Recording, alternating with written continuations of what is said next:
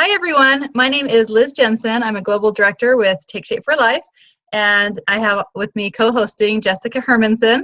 And we are just so honored and privileged to get to share with you tonight on the topic of inflammation. Honestly, this is one of my favorite topics. Before I got started as a health coach or even started my health coaching journey, I looked at Dr. Anderson's Habits of Health book, and that's where we're going to talk a lot about today, about inflammation. And I read in chapter 19 all about inflammation. And I had always thought that it was maybe something that older people suffer from, arthritis. It never occurred to me that I might be struggling with inflammation. And so I have just loved learning about this, and we're going to share a little bit more about how this may be affecting you on your health journey. And so we just want to congratulate you for jumping on tonight and furthering your health journey by really working on the hard part, the mental part. You know, it's not all about losing weight and getting, to a certain number on the scale, but the big thing is changing the mindset and really learning how things are impacting your body and how to stay healthy for the rest of your life. So we are just so happy to be on with you tonight. Jessica, I just want to have you start with this tonight and share your story, because I know that inflammation is something that was affecting you before you got started on your health journey. Thank you, Liz. Yes, inflammation was affecting me for really as long as I can remember in the form of migraines.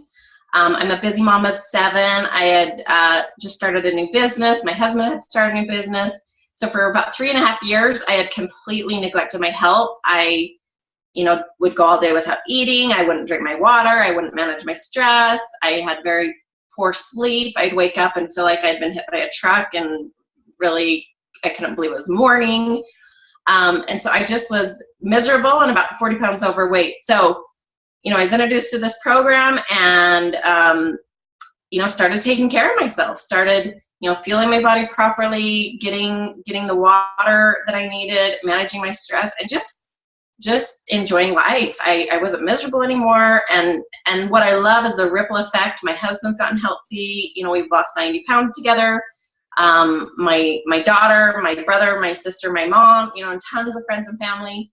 It's just been exciting, and I'm so glad that I don't have to deal with that inflammation anymore, because I haven't had a migraine in over a year, which is really, I'm sure that's not what it's like for everybody, but for me, that was a big life changer, because I was missing out on a lot of time with my family, and it put a lot of pressure on my husband, because he'd get home from work and I'd have to go to bed and have peace and quiet and no light, and it was awful. So I just love my healthy lifestyle. It's been amazing, and yeah, I love it.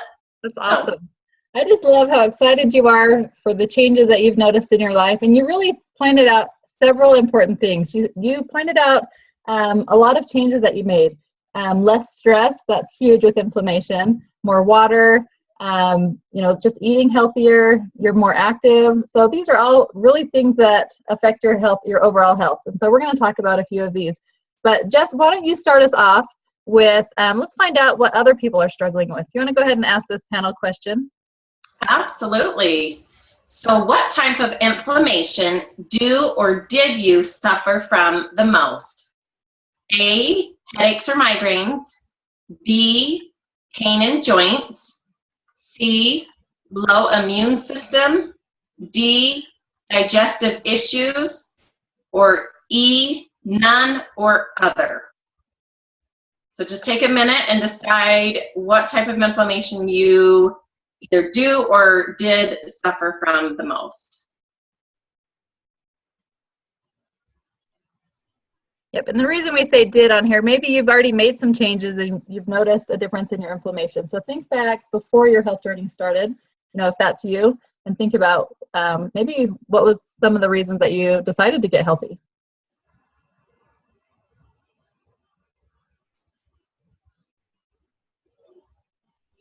All right, 5 more seconds.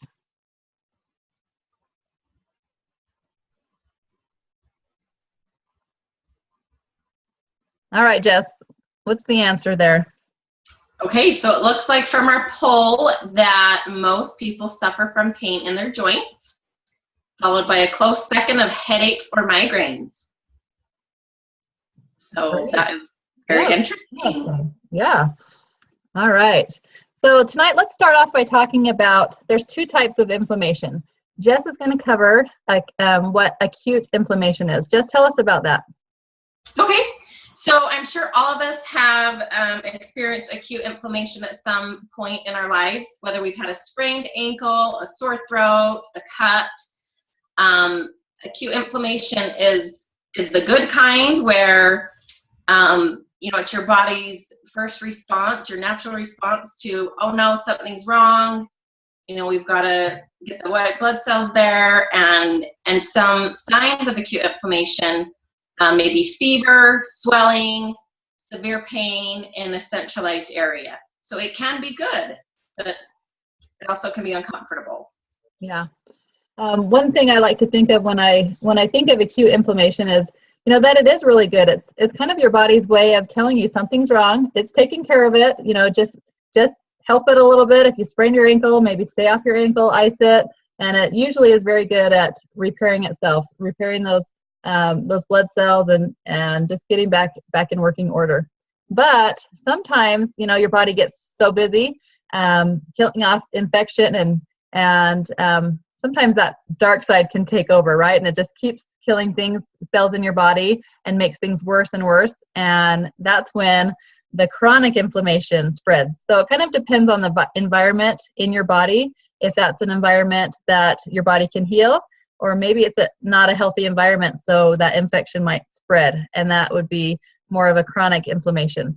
So Jess, I know you have a special guest on tonight to share her story. You want to introduce Susanna for us?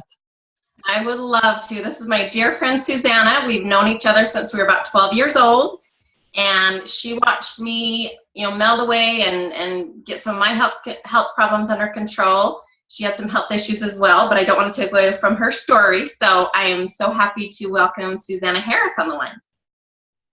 Thank you. I'm excited to be here tonight. I was diagnosed with rheumatoid arthritis when I was 28. And so I've had it for the last about 14 years now. And I just kind of thought it was something I was going to live with for the rest of my life and just be miserable and try to deal with the pain. But then I realized I could, a lot with my diet and how I felt could help, me feel better.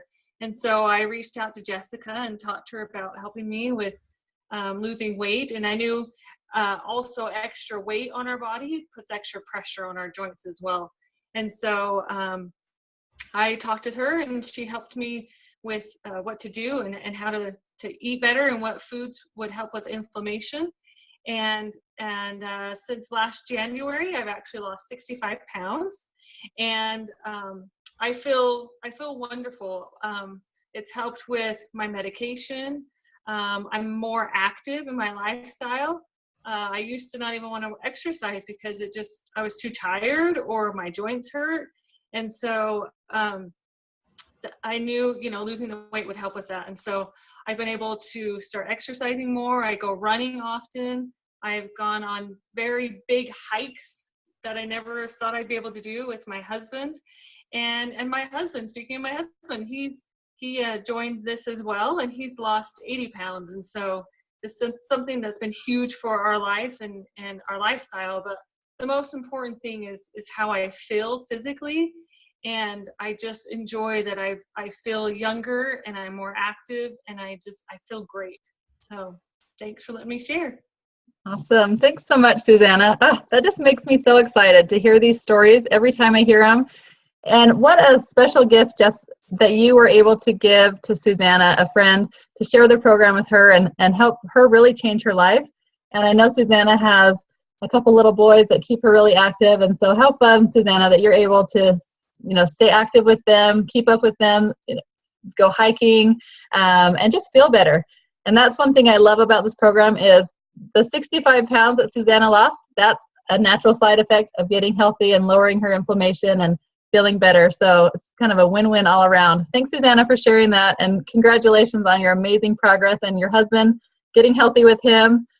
You're more likely to keep that weight off probably with that support system of your husband, your whole family making those changes. So all the support you can get is amazing. So good job, Susanna. We're proud of you. Thank you. So Susanna fell under that category that when Jessica asked about what kind of inflammation you might be struggling with, she was struggling with joint pain with her rheumatoid arthritis. And that's a really common ailment, a side effect of inflammation is joint pain.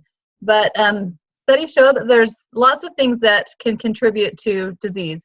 So inflammation can potentially contribute to disease, mostly because when you have inflammation in your body, your immune system is way lower than if you didn't.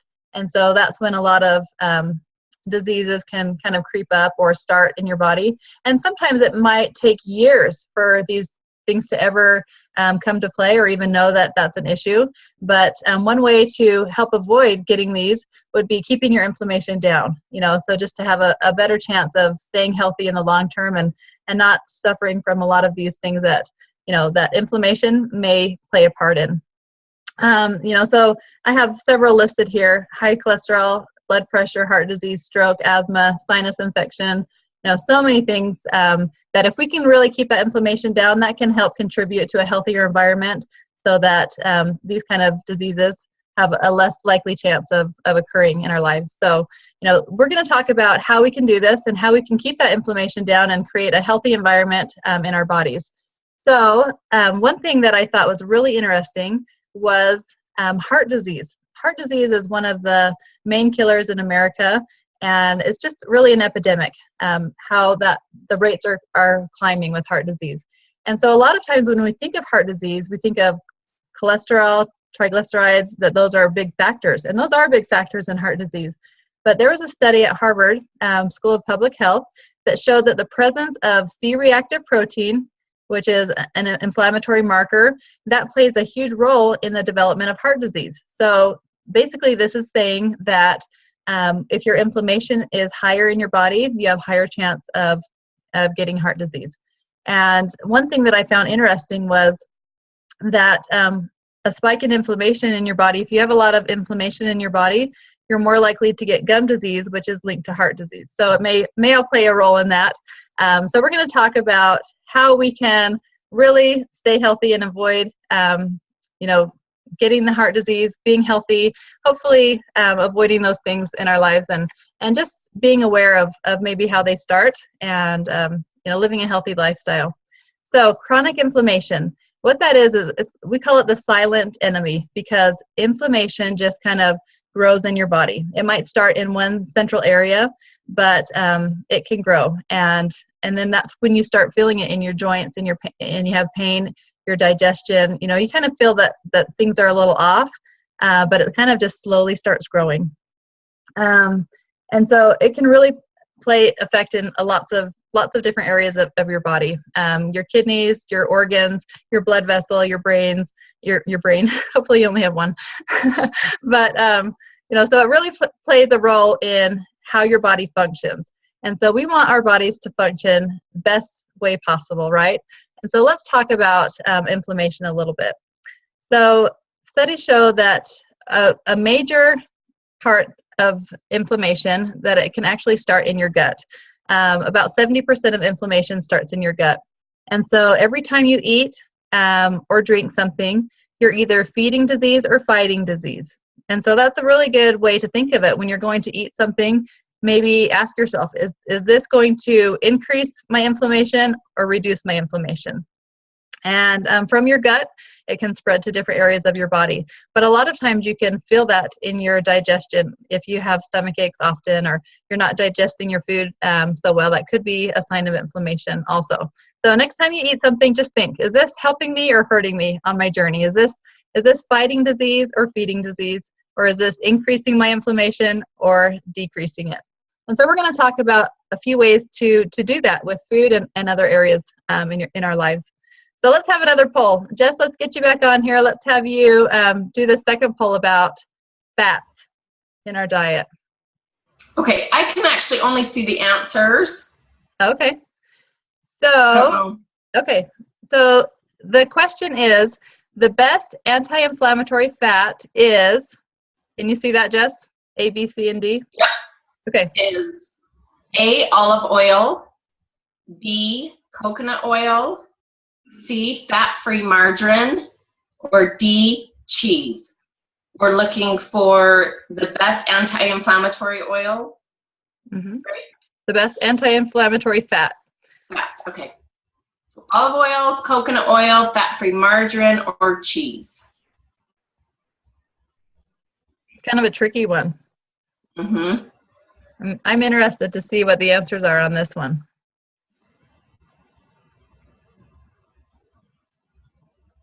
All right, a few more seconds.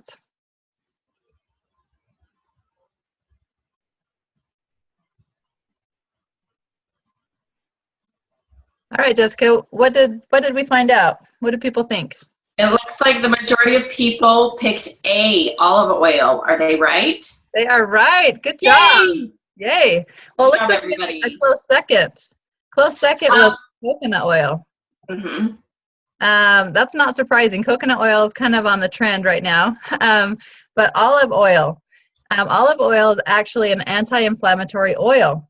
So the same thing that happens when you have an ibuprofen, which is you take that for inflammation. It's an anti-inflammatory. So same thing, if you are taking an ibuprofen because you have pain or actually inflammation, maybe your ankle hurts or something, olive oil can also do the same thing. And it's quite a bit healthier than taking, an ibuprofen. A lot of times if you take ibuprofen too often, your body adjusts to that and you have to take more and more for it to actually do anything for you. But that can be really hard on your stomach also, taking that. So why not choose a healthier option of olive oil? It's an anti-inflammatory fat, and so that's suggested as the healthiest anti-inflammatory fat. So there's quite a few healthy choices. So coconut oil is actually considered a high inflammatory oil, especially when it's heated. A lot of people don't realize that a lot of movie theaters use coconut oil to pop their popcorn. That's why it tastes so good, right? But it's not so good for you. So that is a saturated fat, coconut oil. But some other great choices would be canola oil, peanut oil, almonds, avocado. And then there's some polysaturated fats, which are vegetable oils, and fish. Actually, we had salmon tonight, so that's a great one.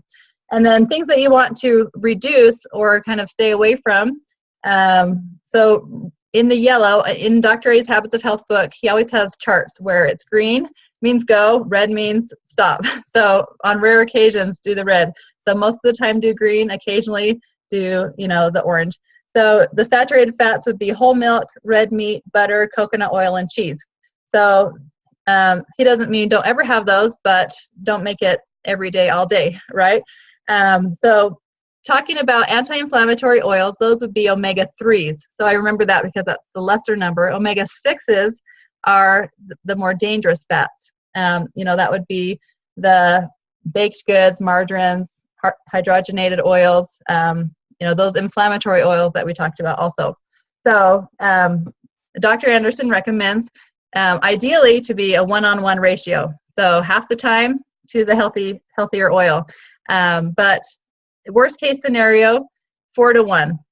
Every 4 times you have a bad oil, make sure you have a good oil. So, but I just try to stay mostly to olive oil. How about you ladies?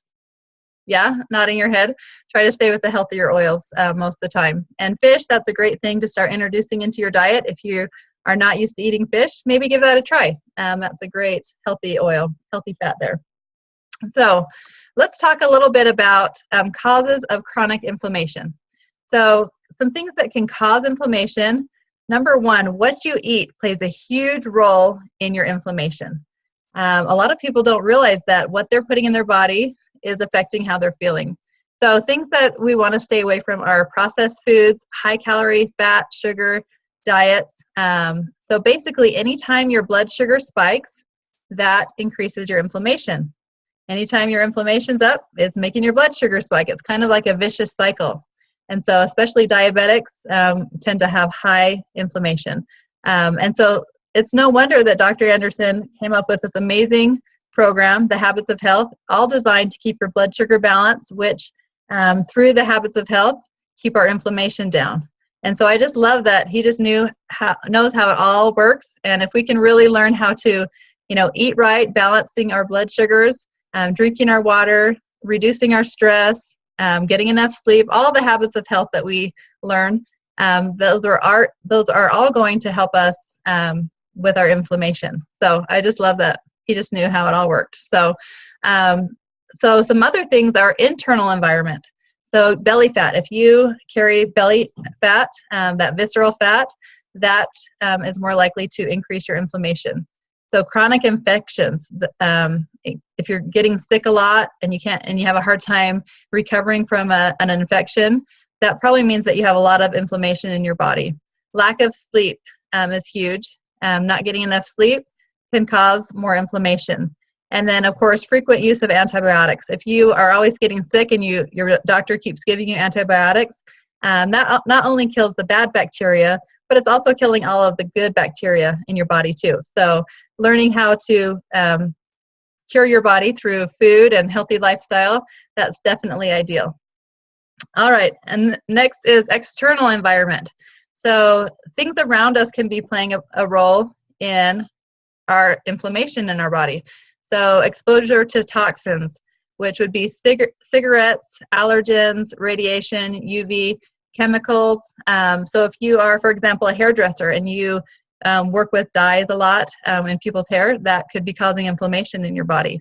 A lot of other jobs work with chemicals. So maybe just take precaution, wear a mask, wear your gloves, make sure you're protecting yourself as best you can.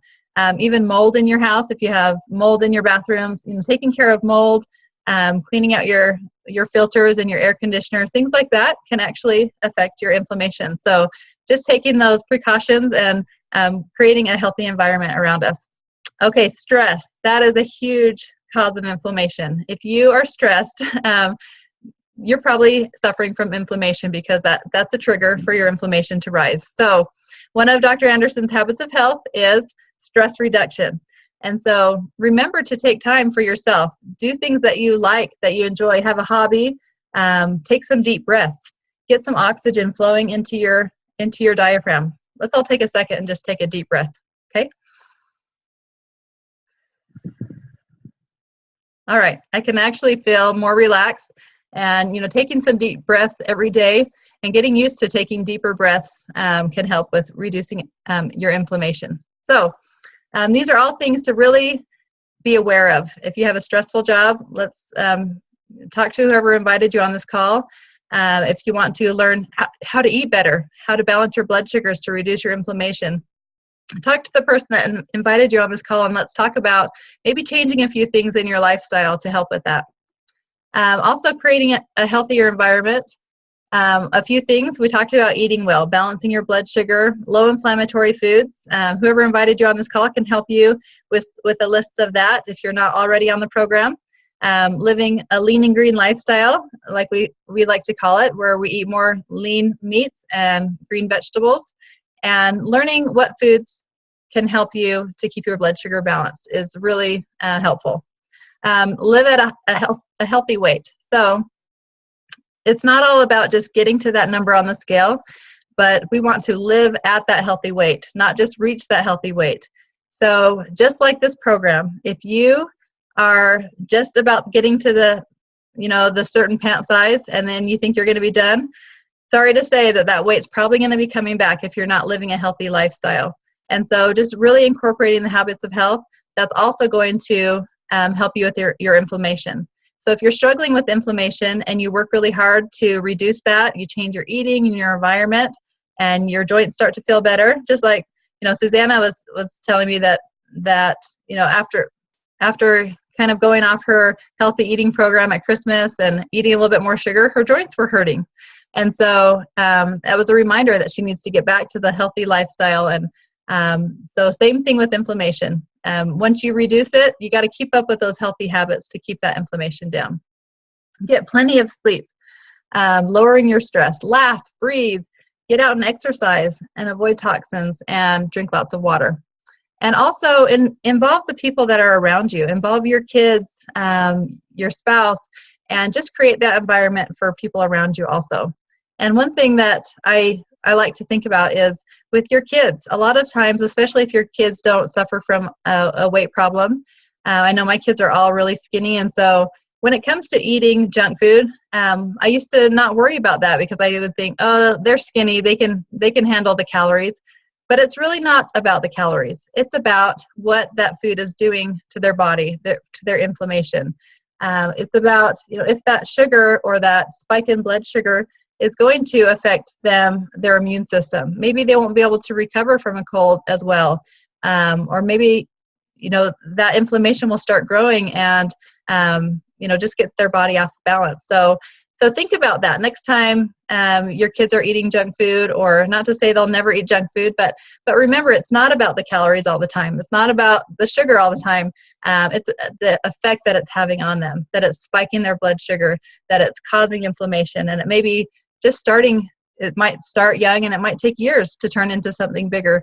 But we can start, even as a newborn baby, making sure that they're getting the nutrition they need and creating that environment of health in their body. So a couple challenges for you guys as we end this call. What's one change that you can make today to reduce inflammation in your body? And one thing that I love is the habits of health. Everything that is taught in the habits of health is designed to reduce inflammation. And so living an optimal healthy life is going to reduce your inflammation. Because you're going to be balancing your blood sugar, you're going to be getting the sleep you need, managing your stress, drinking your water, all those things that we talked about. And so just commit to live an optimal healthy life, that it's not about reaching that number on the scale, but it's about keeping it off and continuing to be healthy so that you can be out walking, like this picture at the bottom. You can be out walking with your friends when you're 90, 100, that you can feel good and be able to live an optimal healthy life and really have a better quality of life. And so that's my challenge for you today, is think of one change that you can make today to reduce the inflammation in your body. Maybe something that you're struggling with. Maybe you don't eat fish. Maybe that's something that you want to start doing. We do that once a week with our kids. We have Salmon Fish Friday, and my kids love it. Maybe you're not getting to sleep on time. So maybe just set a goal on what you could do to reduce that inflammation in your life. And I look forward to hearing how things are changing for you, and invite other people to join you on your journey. So as we close tonight, I just want to thank you all for joining us again. And I want to invite you to stay tuned. We will have our trilogy presentation. So maybe if you didn't really understand this program that we were talking about the healthy eating, they'll explain that. Or if you want to take a step further and look into paying it forward, and really investing in your health for the long term and becoming a health coach and helping other people. Stay tuned, and they'll talk a little bit about how that can make a difference in your life too. But we just thank you for being on tonight. We appreciate the community that we have, and it's so fun to see everyone every week and get on these calls and keep working toward our health journey. Have a great night.